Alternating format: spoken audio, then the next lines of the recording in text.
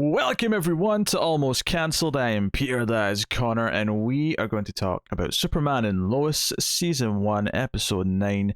It's called Loyal Subjects, notably spelled with a K. So, full spoilers for the episode, as always. I can't even make a Mortal Kombat joke, because it's always the first letter that's changed to a K. It's never just a... Yeah. You'd be stretching it. Yeah, it's a random one in the middle. I'm sure there's a reason. This is like what that X-Men show did, where every episode had the capital X in the middle of the word somewhere. Oh yeah, it's just this episode though. It's not that. Yeah. I'd love to know what holding the wrench last time, where the K went in that title. Life finds a way. I'm sure it's a tease because of the Kryptonian stuff, but unless if someone's got a better reason for why there's a K instead of a C in subjects, if there's a particular language that this version of the spelling is coming from that maybe is relevant, then by all means inform us. But I'm gonna also assume it's a Kryptonian tease.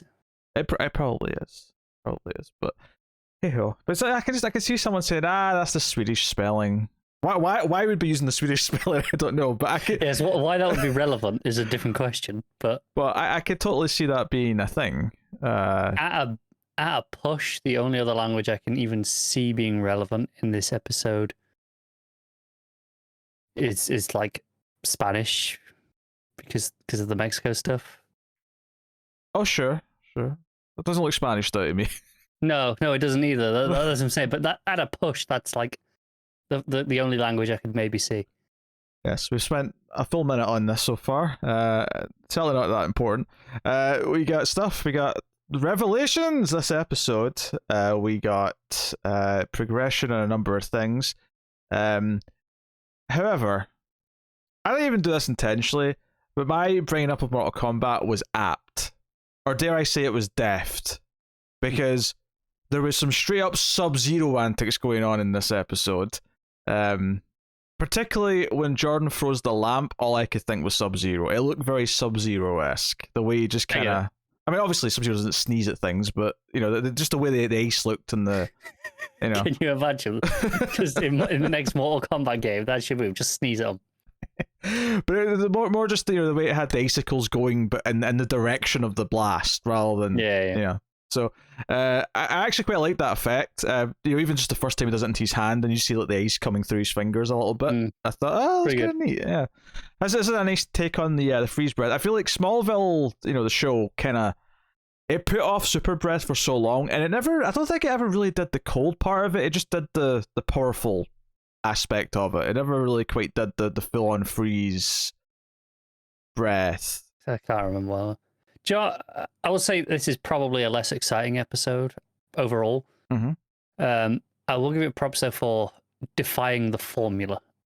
Sure. I think what you're getting with Smallville is, even when it did introduce new powers, it was pretty much down to a T what would happen, right? Mm-hmm. It would get introduced at the start of the episode because of reasons. Something weird would trigger it. He'd spend half the episode not having a clue what to do, and then by the end, he's got it under control and use it to save the day, right? That was pretty much every time. For sure, yes. And the show, it's dabbled with that, with the strength a little bit here or there, I'd say kind of. I mean, the strength, kind of. The super hearing, though, was never used to save anything, he heard his dad in trouble, I suppose. So I mean, yeah. But even that feels a little different to. It's different, but. This is completely different in a whole different way that I appreciate. Because the thing with Smallville is that he'd always, the moment where he uses them to save the day would always be him gaining complete control over them, whereas I still don't buy that he can just use his strength when he wants. I still don't buy necessarily... I mean, maybe... he can punch things hard. He seemed to be kind of getting control of that, but I don't buy... he's learned to, not feel the pain of the super hearing now, but I don't know if he's specifically honing in on things. I'm kind of assuming he can, but it just takes him longer than it does Clark. And likewise at the end, because I actually kind of loved how he just started to, because Jonathan just sits down and says, "So that freeze breath is that permanent?" He's like, "Yeah, I think so." He's like, "What's that like having a piece of mint gum in your mouth the whole time?" Is I it? actually really like that because that's such a it's a specific feeling, Mint, Yes. where if you breathe in, the air feels colder, right? It's a good comparison point, I think, for everyone. Yeah, where it's like, okay, I understand that it's not like some really obvious thing that you've just kind of made a joke out of, but it's got something that most people can understand and have a reference point to. Yeah. And fair play for them not dragging these things out. I mean, these, strength, freeze breath, and hearing. We've already got 3 powers in some capacity. Yeah. So I kind of appreciate that. Not that I expect them to be flying by the end of the season or anything. I think that's the one they'll hold off the longest, obviously. But hopefully not 10 seasons. I expect there'll be maybe some comedy with the X-ray whenever that kicks in because of the age. You'd expect he'd probably going to be standing right across from Sarah when it kicks in for the first time and have him be all kind of like nice about it and try and not look at her. If I recall, pretty much exactly what happened in Smallville, right? No, I recall Smallville. He's in gym. I remember when it kicks in. He falls off the rope and he's looking into not intentionally. It just happens to be the wall he's looking at. That's the second time it happens. The first time it's the bank robbery. Oh, that's right. Yes, it was Lex, but it wasn't Lex because it was like a shapeshifter. Because it was someone else, and only X-ray vision could solve this problem. Smallville is such a stupid show. Really is. I hate that I remember this in such vivid detail. I know, that was the second instance. Well, no, to be fair, this was season 1, and we did watch season 1 for a review purpose not that long ago. So there's a reason why this stuff is particularly. I was pretty drunk through most of those. Okay, fair enough. You have no excuse then. I have an excuse. I don't know what your excuse is. So. But yeah, he's going through the powers, and most of them, I think, it's not even that it's doing anything super. Because even Smallville, I think, did sneezing for super breath in a way to like sort of set up. Because I can't remember what the cause was, but Clark did sneeze for the first time in his life, and he ended up flipping a truck or something like that. Like that was the barn door. Was the barn door, whatever it was. But he did something powerful with the sneeze, and it was kind of like a. I'm like 90% confident that episode was called Sneeze. Genuinely. Probably.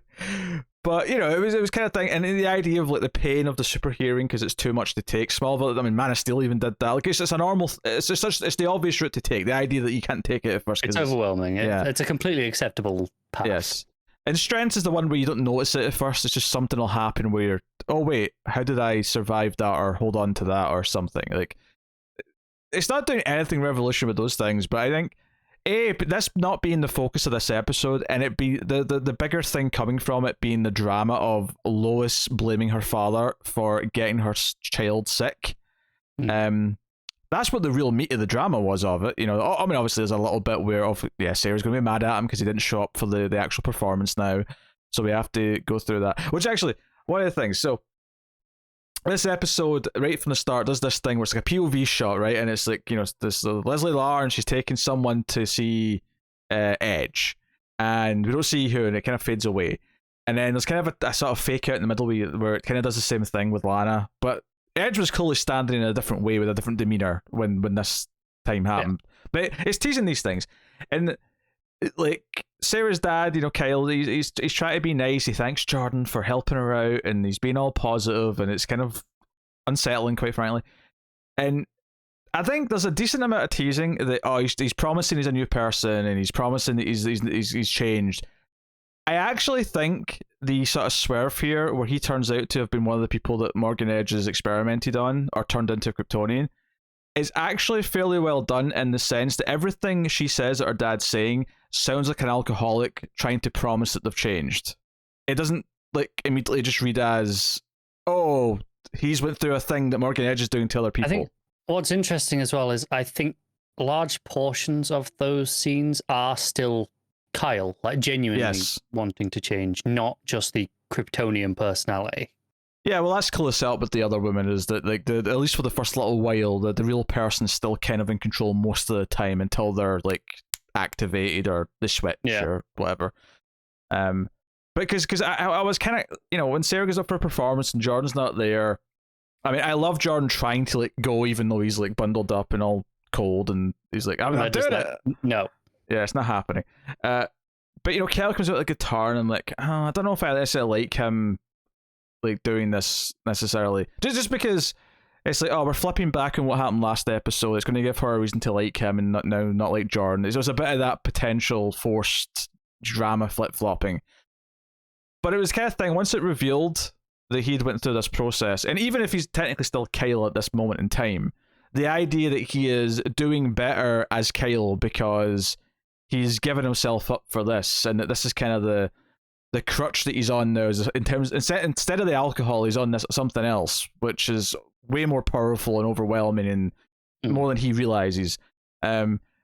Once I thought about it in hindsight, once the reveal happened that he was one of these subjects, I was like, oh, okay, all right.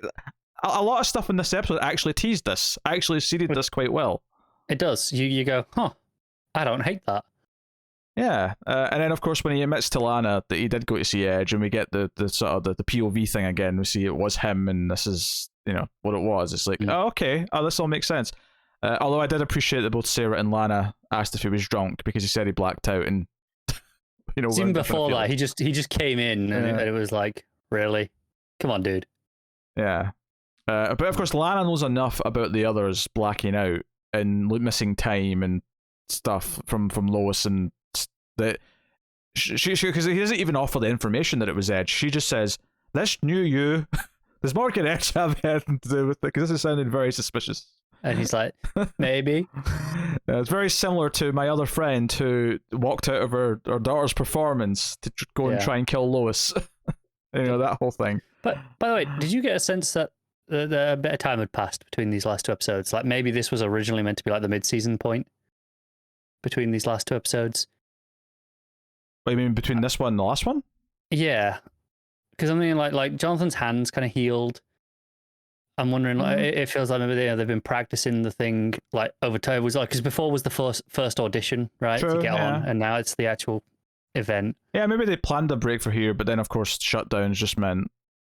Yeah, that's what I'm thinking. Like, don't get me wrong, it flowed well enough. It wasn't distracting. It was just once I noticed, like, just a couple of little things like that, I was like, I wonder. Yeah, I mean, time jumps can happen. I mean, it's nice if they sync up with a real gap, because then it just feels natural. But I'd say like 8 times out of 10 on network shows, they do sync up with gaps because they have so many breaks anyway. Yeah, no, I could see it.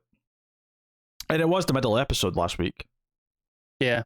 So that would make sense. It would stand to reason if they were applying for one break essentially right in the middle, that this is more or less as well. I'm thinking you wrapped up all the John Henry stuff last episode as well. It felt like a nice break point. And this, in many ways, is kind of the start of the second half with the big reveal with Edge at the end and all that stuff. Yeah, okay, I can kind of see that. Yeah, which I suppose we should talk about. We should.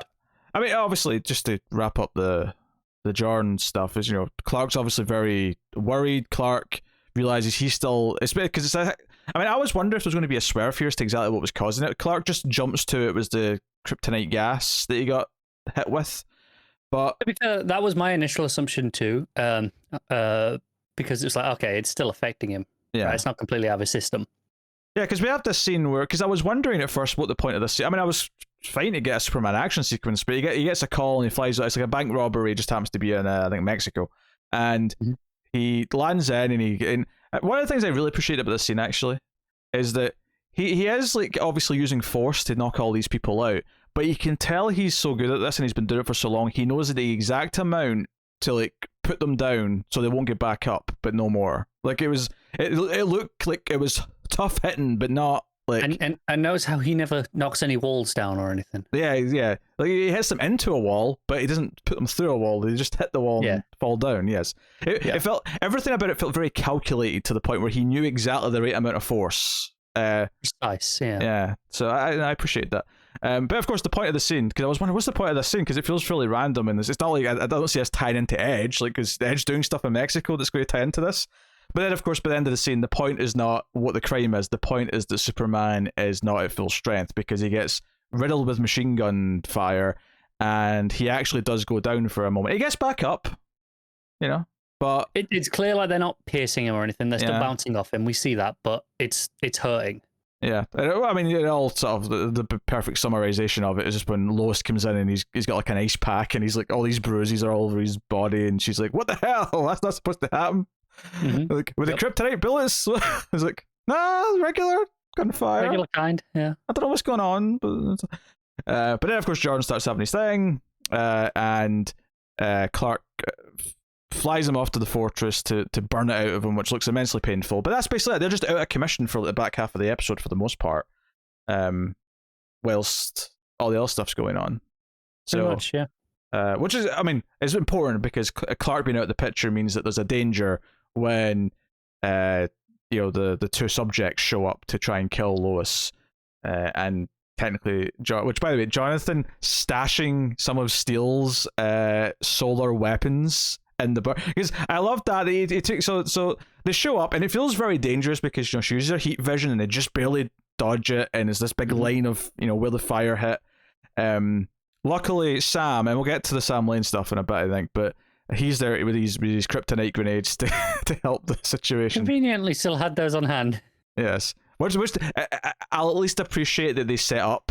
We see them in his car before that scene. He's kind of like stroking them at one point, like just in case. Yeah. But I love the look in Lois's face though, as Jonathan grabs her, runs to the barn, and he lifts up like a panel, and she's like, "Wait, what's this? What's going on?" And he just pulls out like a giant machine gun. And she's like, "You know what? I really want to go into mum mode, but there's also like superpowered aliens chasing us, so maybe this isn't a bad idea." Right now, we need this gun. Right now, this is not such a bad idea, and they do work. To be fair, I mean, and obviously we know they're designed for Kryptonians, so that's why they work. It makes sense. It's set this up pretty nicely. Yeah, and because Kyle runs in, and I thought for a second, I'm like, oh, they're going to do a thing here where Kyle kind of learns about what's going on, and maybe that'll be how they make him interesting, is he's the only one who knows that Clark is Superman, and or at least knows that like this family's connected to a lot of this stuff, and but then of course he fires up his heat vision and tries to kill Jonathan in front of Lois, and then, which is when Superman finally makes his grand appearance. So. Yeah, and drags him away. Yeah, so all very nail biting stuff, very tense. Sam got to be there for his daughter when a big part of the theme before this was that he was never there. It was always job first. But even when she had her own family, it was still job first. It never changed. I think the best scene of all this, though, maybe you'll agree with this, is was Jonathan speaking to Sam. Yeah, that was a really good scene. I think that hit hard because I think at this point Sam's used to his daughter kind of like rebelling against him, and like even though this wasn't rebellion because she's a grown woman and she's like saying things that make complete sense. He's used to just Lois kind of Lois. Yeah, to like I feel like her teenage years to now have probably just been kind of a blur for him in terms of how she talks to him. But I think Jonathan, the grandson, who probably has treated him with a modicum of respect because he's the grandfather. He's that. Yeah. But him coming out and calling him a coward, I thought had some weight. You could kind of see his reaction. He's like, "Oh God, I've really messed this up." And then there's the idea that Sam clearly considers that maybe he's right. Mm-hmm. Like he doesn't just dismiss it out of hand. He is just it's clearly gotten to him, and is probably part of why he comes back in and helps out. Yeah, this is the frustrating thing actually watching this show, is that, and this is because we read comics, we read DC comics, and we know a lot of Superman and Batman stories. And Batman is typically very prepared and likes to have kryptonite on hand just in case. And there was a big plot point, of course, we brought this up last time, end of Tower of Babel, and it came up again in Hush, and it was Hush. It was in Hush, yeah. This idea that Superman accepted the idea that there had to be someone with kryptonite because there could other Kryptonians.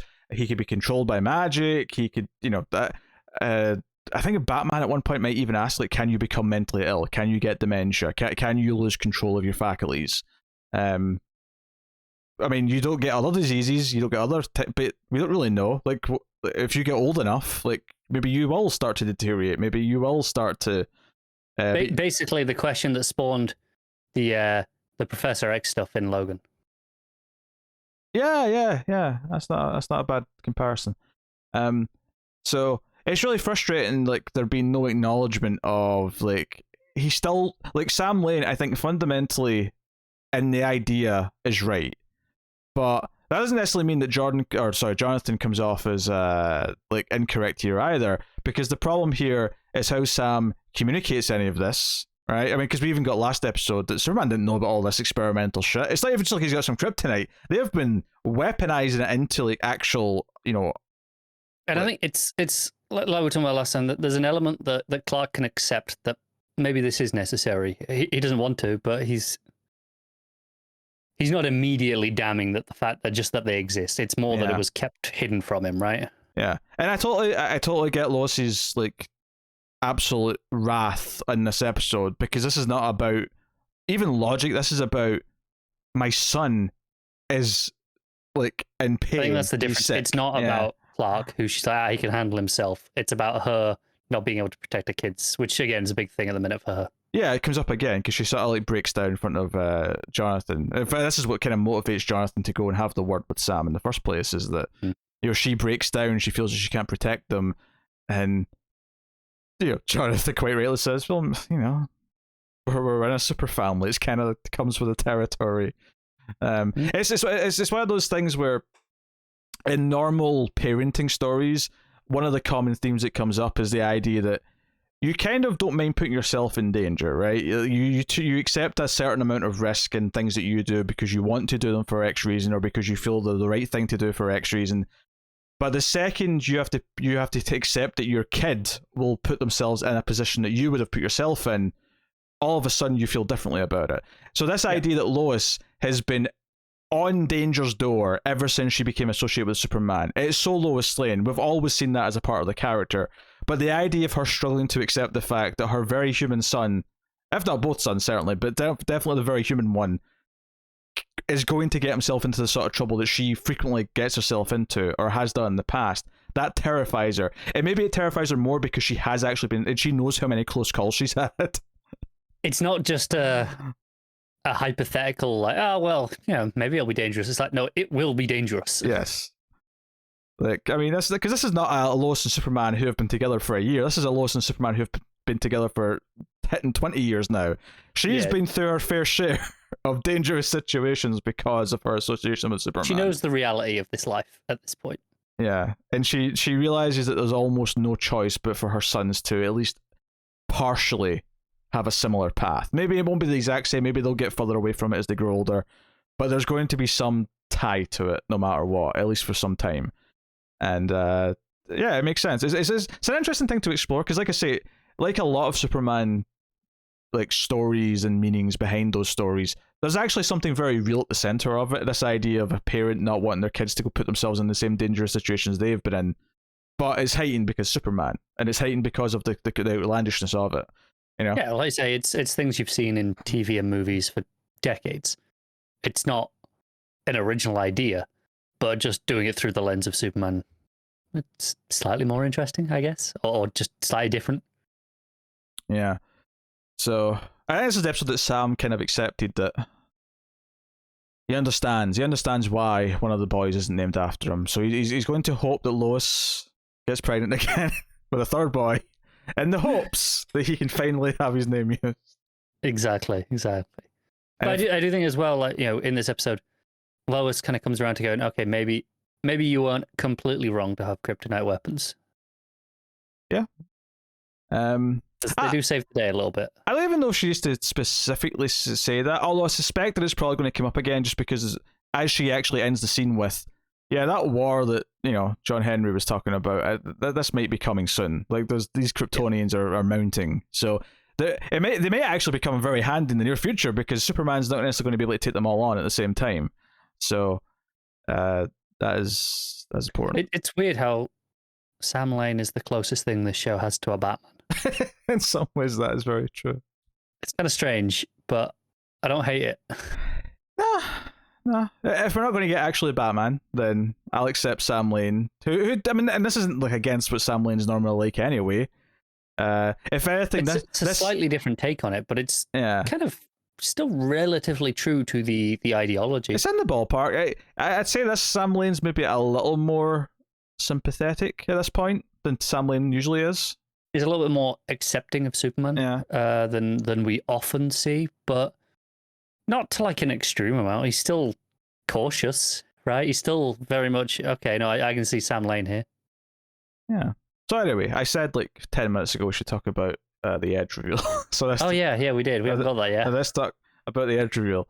So they're putting pieces together. They discover that only people who've spent a lot of time in Smallville, i.e. lived there for a number of years, are actually viable hosts for this transformation because they've been around the X-Kryptonite for enough time.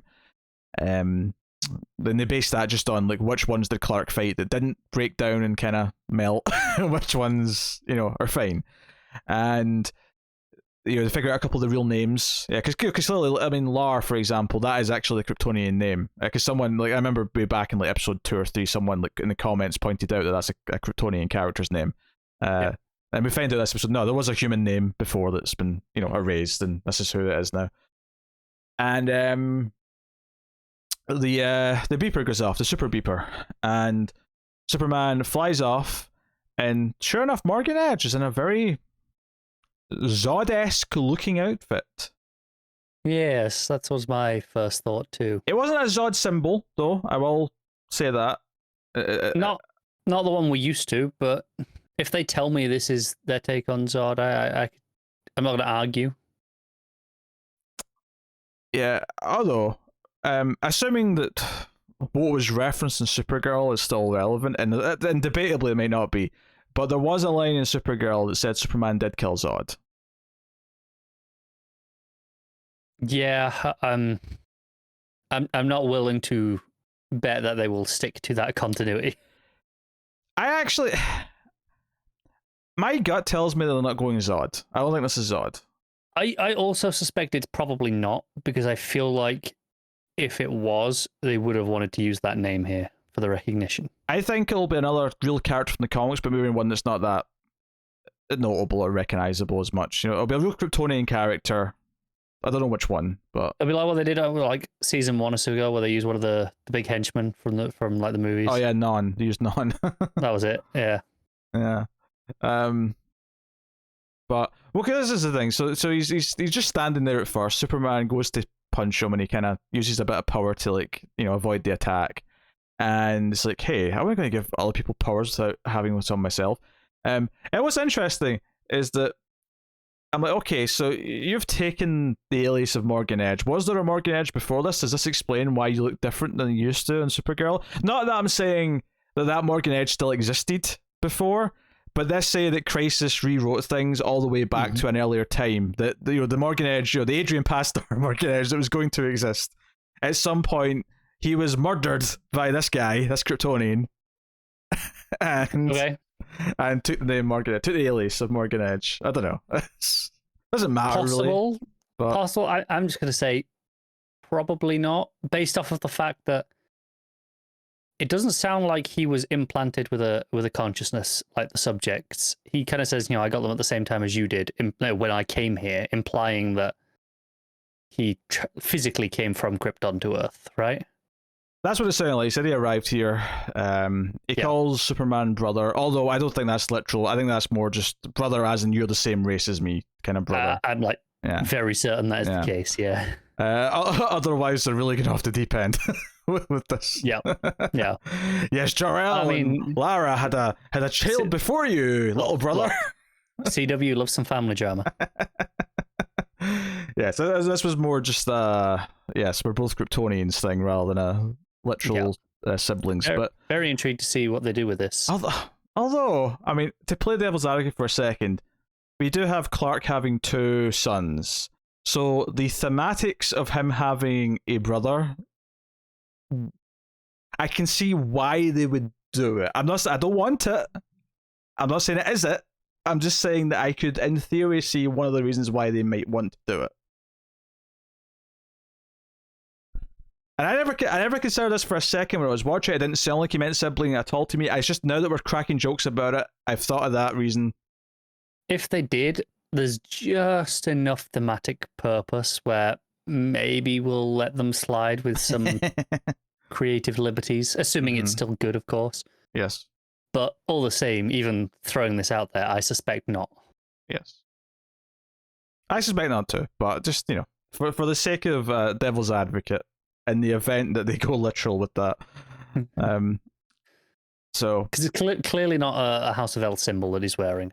No, definitely not. Which is a good bit of evidence to suggest otherwise. Yeah.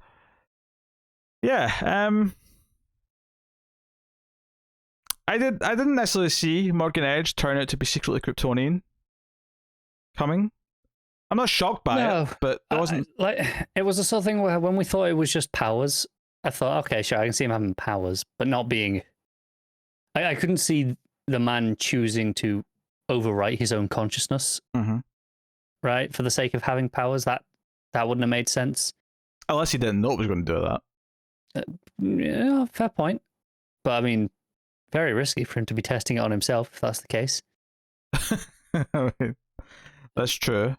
I mean, maybe let's say he was overwritten, but I mean, I don't think he was. It sounded like he arrived here around a similar time to Clark, but with the way the dialogue sounds. But let's say he wasn't. Did it transfer to Morgan Edge the same way that he's doing it with the machine to everyone else? Was it more of a chance encounter with a crystal or something? Was it intentional? Was it or is it more of a just straight up invasion of the body snatcher style thing where he was just in the wrong place, wrong time? Or maybe he was poking around stuff that he thought had potential, and then he was in a lab, he was like, oh, this is going to make me even richer, and then it went zip, got your body.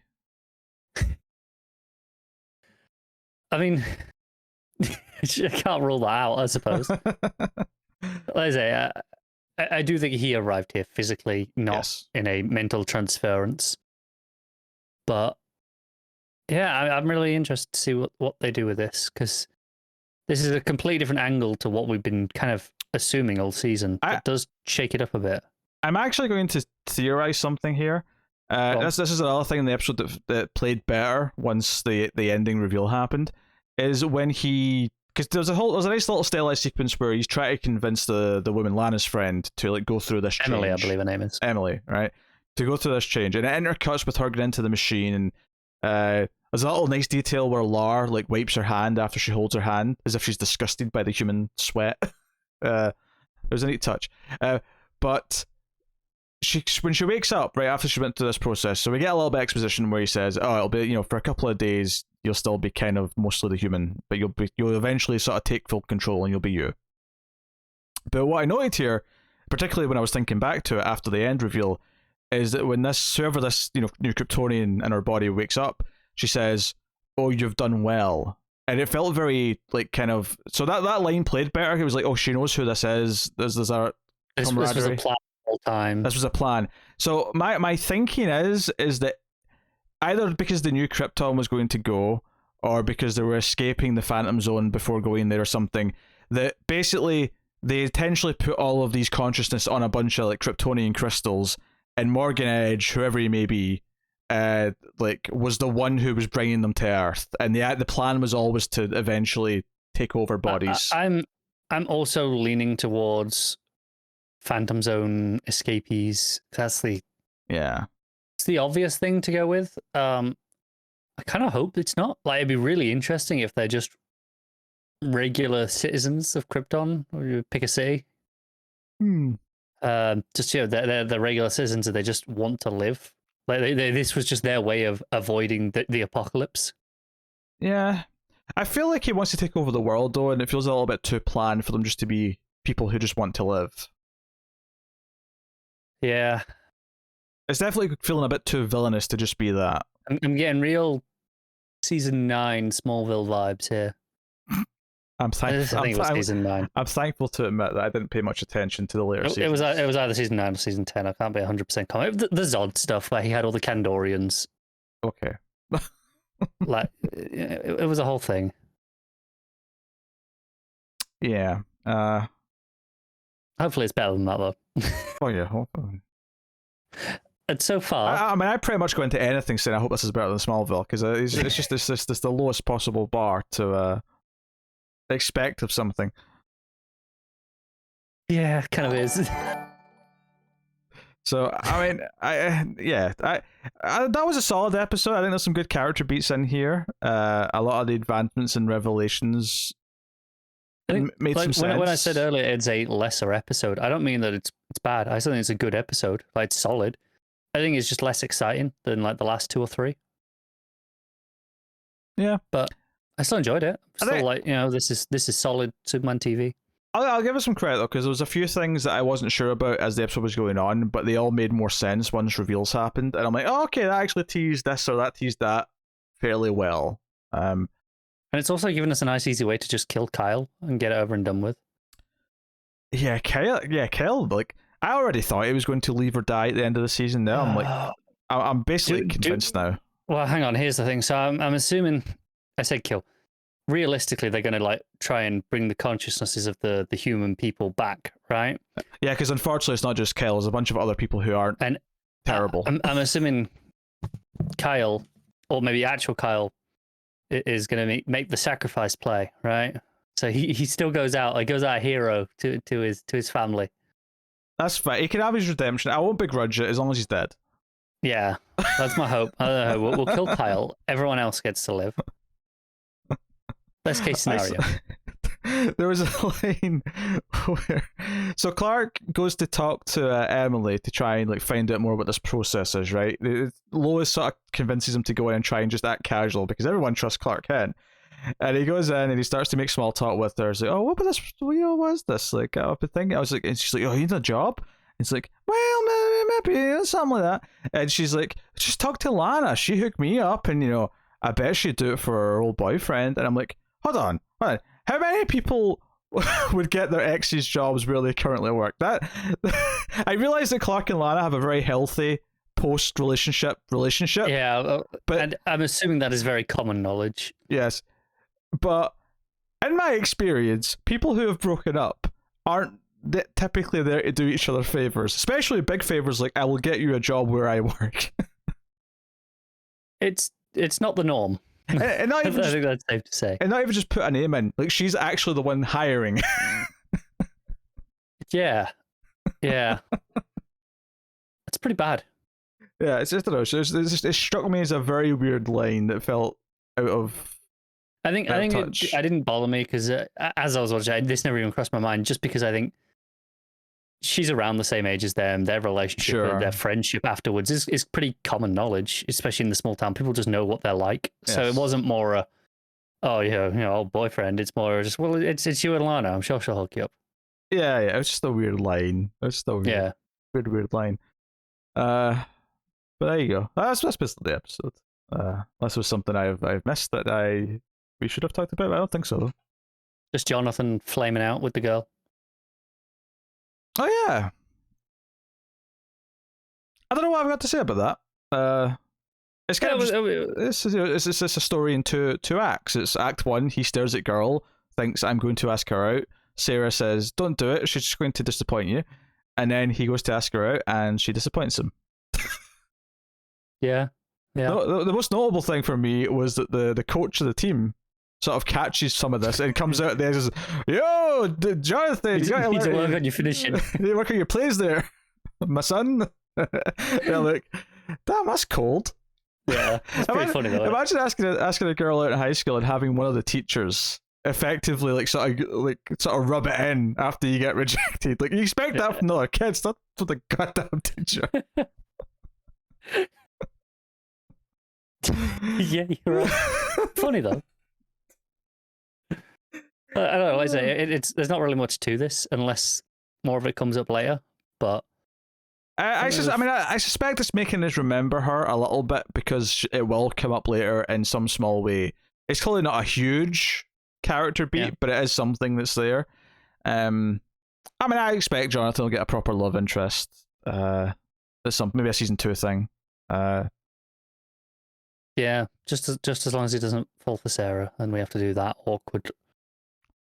Oh no, I hope not. I don't. I feel like they've earned enough trust at this point to. I expect them not to do that. It's going to take a while for me to get to that place. I've been burned one too many times before. I hope. Anyway. So we'll see. Anyway, there you go. That's episode 9 of Superman and Lois. We'll be back next week with episode 10. Let us know what you thought of this one in the comments below. Like and subscribe. It is super important to do that on YouTube. Also hit the bell as well if you want the notifications. And you can do all that. But you can also support us over at patreon.com/MailFuzzTV for as little as $1 per month to help keep all the content coming. So go and have a look over there as well. And otherwise, you can... Did I say Twitter already? You guys on Twitter? You can check out the other YouTube channels for movie content. Mail_fuzz for channel updates. But yes, go over to Mail Fuzz Movies. If you enjoy Screams After Midnight or the Atomic Cinema Experiment, they're off on their new home now over at Mail Fuzz Movies, so go check that out too. And the occasional movie news and potentially other things when ideas strike. Ideas may strike on this channel too. When you do some work. When I do some work, which is, I wrote a whole paragraph today. It's going places. Get you. To be fair, it's more than I did today. I mean, I joke. It was actually like a page and a half. But I like to joke that I do a little bit and then that's me. I'm burned out. I can't do it anymore. It's too much. I believe it. But that is Superman and Lois. So thank you once again for watching and listening. We always appreciate it. Keep watching TV. Have you got any vanilla?